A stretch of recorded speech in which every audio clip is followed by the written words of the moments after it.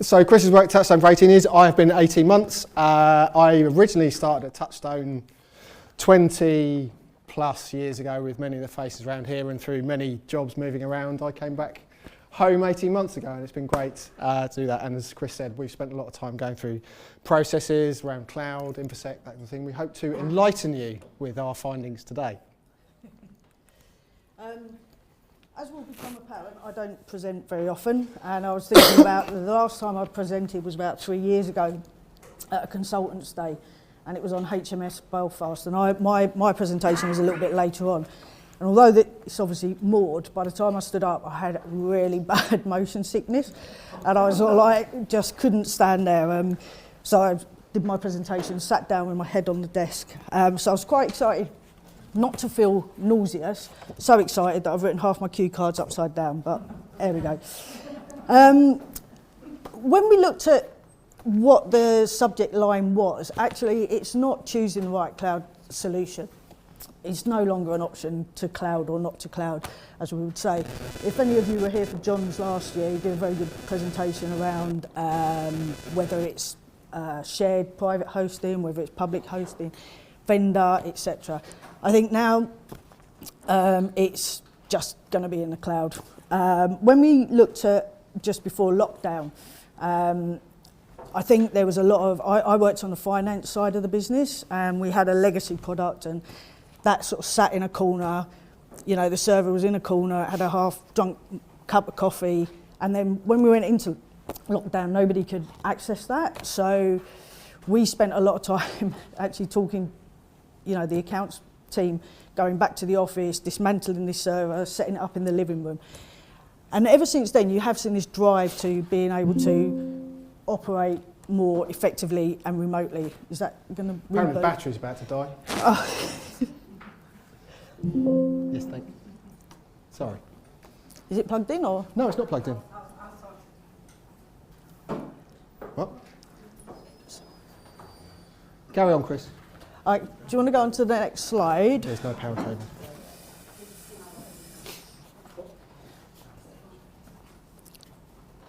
Is it now plugged in? Yeah. No. Okay. Fine. I'll talk quick. Okay. So yeah, what we want to talk about more as we're going through this is like, what are the drivers for moving to the cloud? So it can be your vendor is driving that, could be your business is driving that. What benefits does it give you? Scalability, IT ownership, etc. around there. Next one.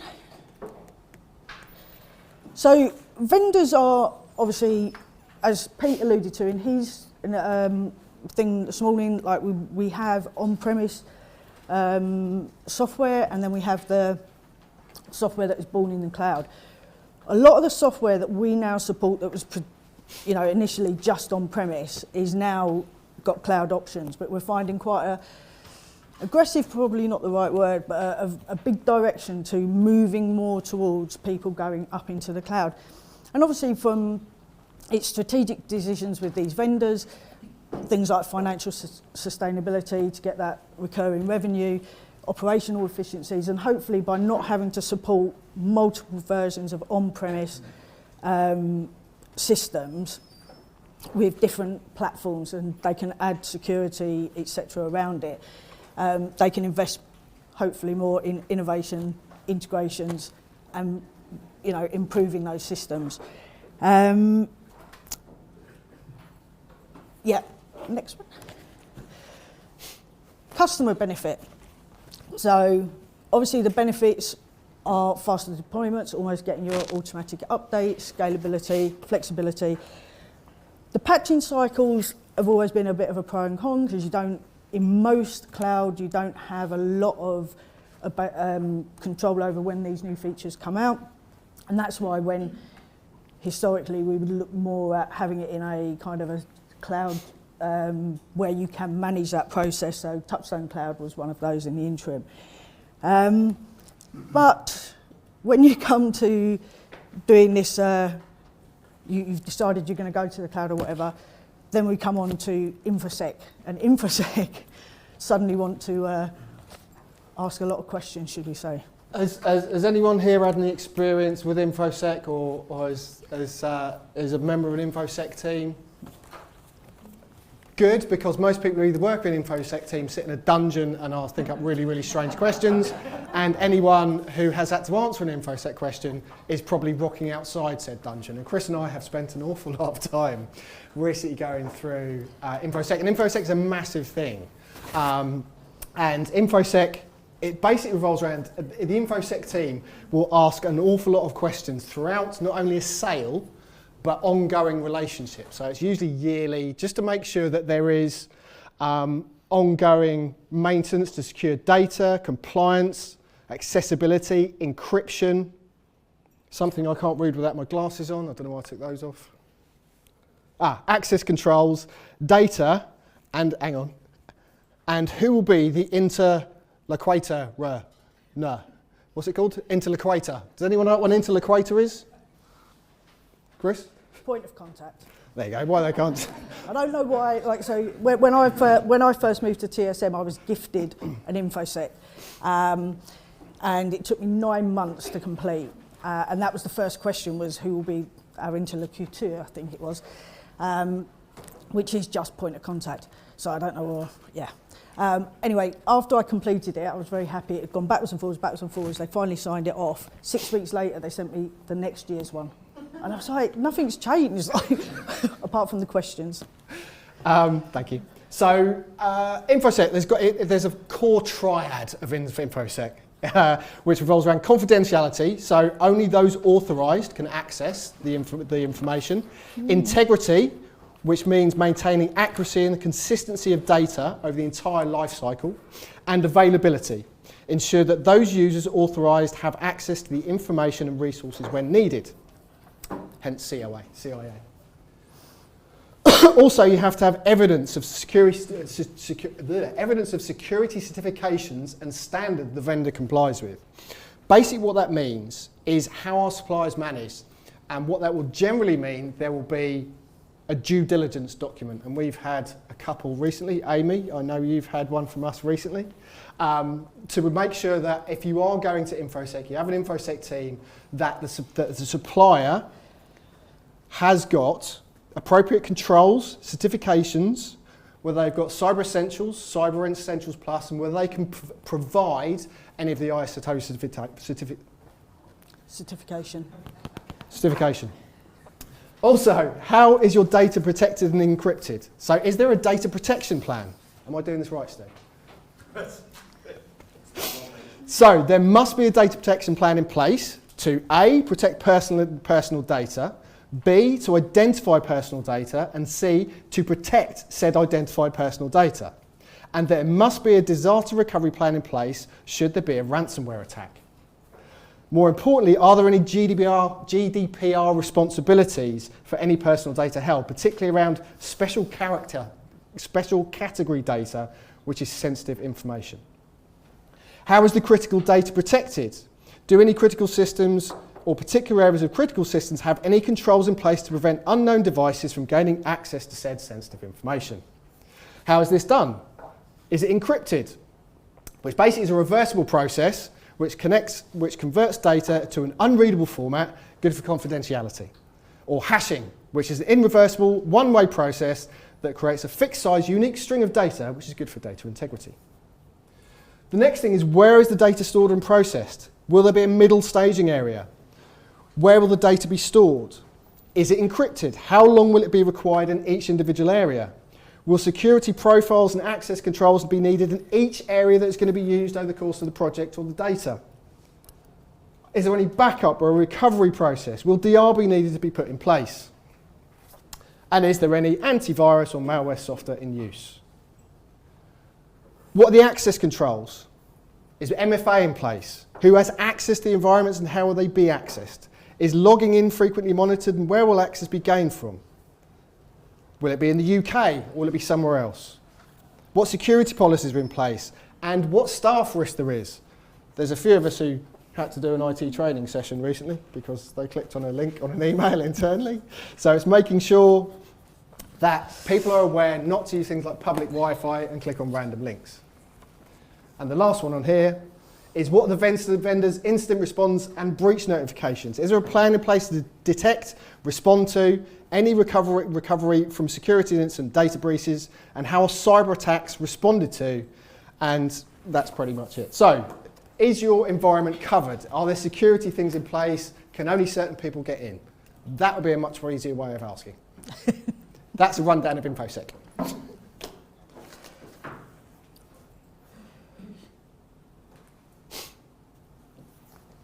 So we're going to quickly touch on integrations now. So, as I said, I come from a help desk background, and integrations have always been a bit of a pain to support. You generally have like real-time or batch. Real-time is APIs or the platforms, iPaaS platforms, which I believe are quite expensive, but they do have things like real-time monitoring, error alerts, etc. I'll come on to that in a minute. And then you've got batch. Batch tends to be like flat files, end of the day transfers. Go on to the next one. So iPaaS is this is the one that supports scalability, includes monitoring, error handling, reliable performance, but I believe is expensive. It's quite technical to set up. We don't use that one. File-based integrations, not real time. The advantages are it's simple to implement normally. Ideal for small businesses, it says there, but the disadvantages are that if one thing fails, everything fails. If something is exported and then you need to change it, you get caught out in audits because they want to know what the source data is through to the final systems, and it's just a bit difficult, basically. So we tend to try and use APIs, and we've got a lot of kind of standard APIs that we use, and again, I think I've got a screenshot, Pete showed it, on some of the APIs that we've used. It does rely, it's more robust. It does rely on, obviously, integration to kind of develop it and stuff. But again, from a support perspective, it's when it works, it works. When it doesn't work, it's really difficult to find where that missing transaction is. And when it's on premise, it's a lot easier because you can kind of see that flow. And you can see that it's gone into a staging database, it's got a response back. But when it's cloud to cloud, it's really, you're going to get stuck between two vendors. And I've worked, I like to say collaboratively with the integration teams. I think John often referred to it as stalking, but it was more about trying to get this robustness in making something that we can actually follow through to see where that transaction is in transit. I was using this analogy recently with somebody and saying it's a bit like when your nan sends you a tenner in the post and you open the door the next day and the postman's saying, well, I haven't got it. And you're like, well, where is it? Where's my tenner? This is what it's like when transactions go missing. So what are TSM trying to do to help that? Active monitoring. So active monitoring is something that it doesn't sit on premise. It sits in our cloud. It can do system heartbeat checks. It can check for inactivity in integrations. It can look for reconciliations between what's been exported, what's been imported. We use it and have real-time monitoring, comes into Teams and notifies us. And I believe as long as there's an API that we can access, we can pretty much, so it's product agnostic. So it doesn't need to be related to one of the products that we actually implement. If you want to know anything more about that, John's your man. So, and that's about, so this is the, because Pete stole my slides earlier, so this is some of the integrations that we've done, and then also just to mention Avalara, which is our latest one on the next one. Next. So that's our latest one that we've just partnered with, but Pete mentioned that, so over to you.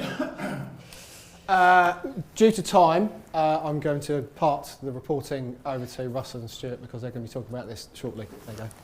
Ball chuck. Right, so offboarding. Has anyone heard of offboarding other than in the sense of when someone leaves a company, you offboard them out? So offboarding is something that has been repurposed where you're moving from one environment to said other new environment, typically either from one cloud environment to another or on-prem to cloud. And this is something John and I have been working on a couple of clients recently, and it can be a minefield unless it's managed properly. So the first thing, if you are thinking of offboarding, is you need and probably would need some help to identify what key data you want out of the system. That key data means what do you want to do with it afterwards? Is it going in a data warehouse? Is it going into another system? Is it just being stored in a file? What do you need? Do you need attachments? For argument's sake, would you need 10,000 POs converted to PDF? Thanks, John. Or do you just need a flat file? Then once you've got that, you need the liability limitations. Where's it going to go? Is it going to go to SFTP? Is it going to stay on a file server? These are all things you need to be aware of, and these are things we can actually help you with to have these discussions. What do we do, for argument's sake, if we extract all the data and there's data corruption? How do we actually deal with that? What if there's missing records? What if A plus B makes 24? How do we get around compliance and security? Who has access to the source data? Who's got access to the middleware? And who's got access to the end? This is all very key, important stuff which needs to find out before. And the final one, integration disruption. As we've said, it's how do you actually deal with integrations. The other thing I'm going to add in here is how you are going to continue to report an on-prem data warehouse when you're going into a cloud. This is something that I just had a conversation on today. So that's it. It's now 4 o'clock. If you have any questions, please ask Stuart Morris.